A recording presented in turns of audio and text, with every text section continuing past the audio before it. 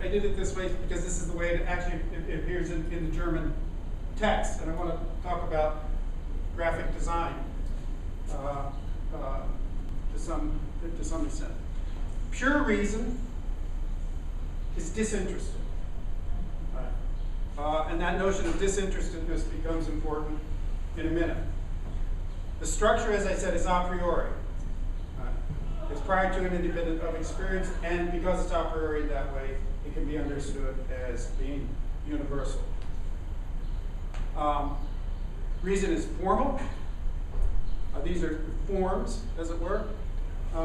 And the structure here is tabular. Now, I want to think through, and the structure of these reflections is not linear either. I want to think through the way in which this notion of the structure of reason then begins to influence the structure of knowledge.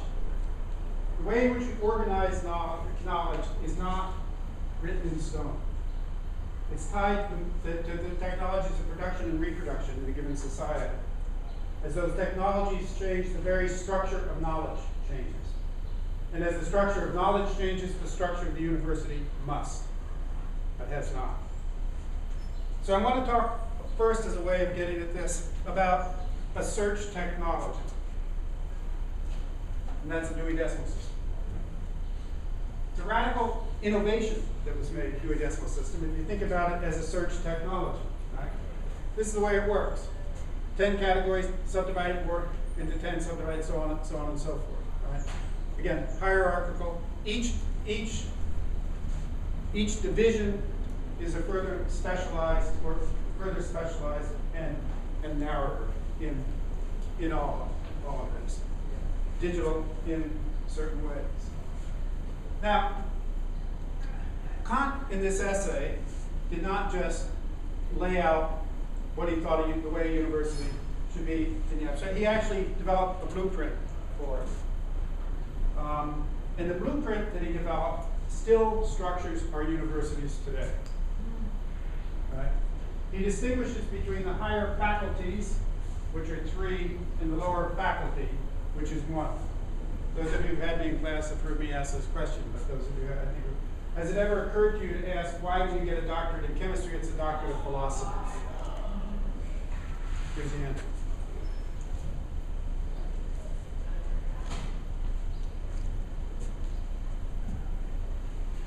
The moment at which Kant was writing was a pivotal moment. I always tell my students if I could time travel, I would go to Jena in the 1790s. That's where it was all set up. His critique of practical reason was published, a pure reason was published in 1790, and I'll come back to that in a minute. It was a moment of transition. It was a moment of transition with the emergence of the nation state. And the university, as Kant defined it, is tied to the emergent nation state.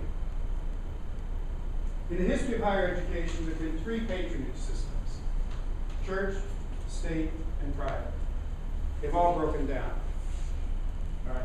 The time Kant was writing was a time of transition between the patronage of the church and the patronage of the state. Kant cut a deal with the state. He said, I'll provide you the workforce that you need if you provide me the funds. The workforce were the higher faculties, so-called higher faculties. They're professional schools now. At that time, there were 3: medicine, law, and theology. And they all became functionaries of the state. The higher faculty did not have academic freedom. They were state employees, and therefore subject to state censorship. The lower faculty, which is 1, is the philosophical faculty. And the philosophical faculty includes all that we today include under the arts and sciences.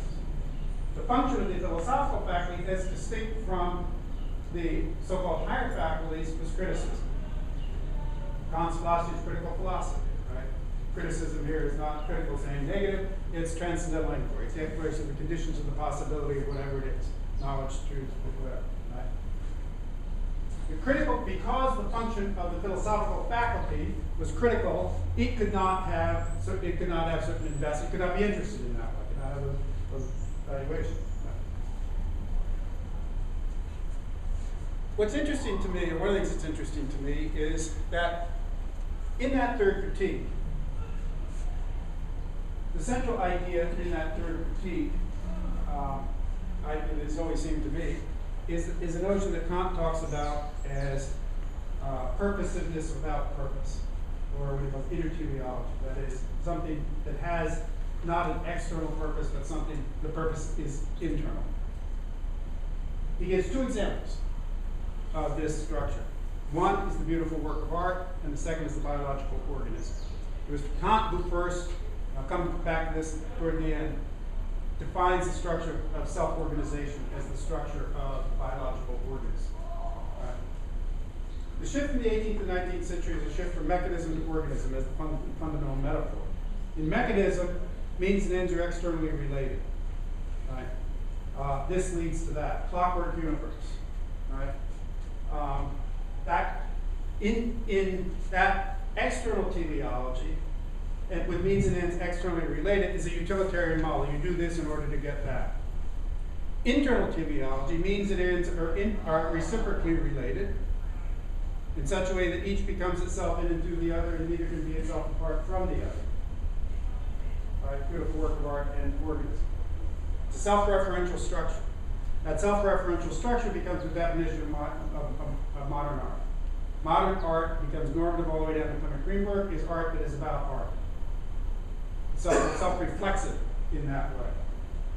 Why? And it was Kant who first distinguished between high and low art. Low art is art produced for the market. High art is art done for art's sake. It can only be understood and appreciated by other artists, peer reviewed. Question to which I don't have an answer is why he reverses it here.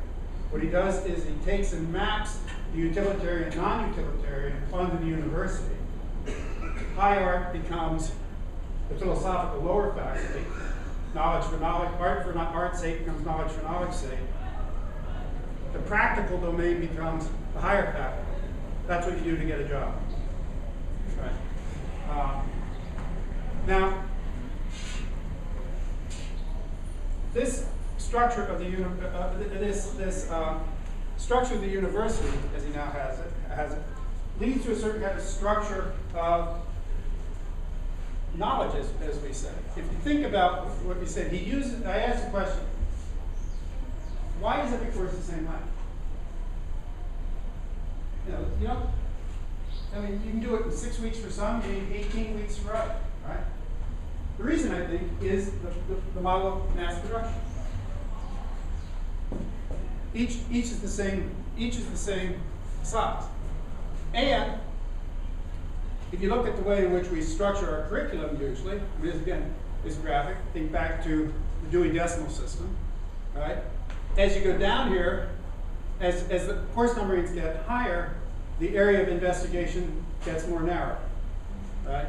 So you have increasing specialization, which leads to an increasing fragmentation, unless there's some way to think all of these things together.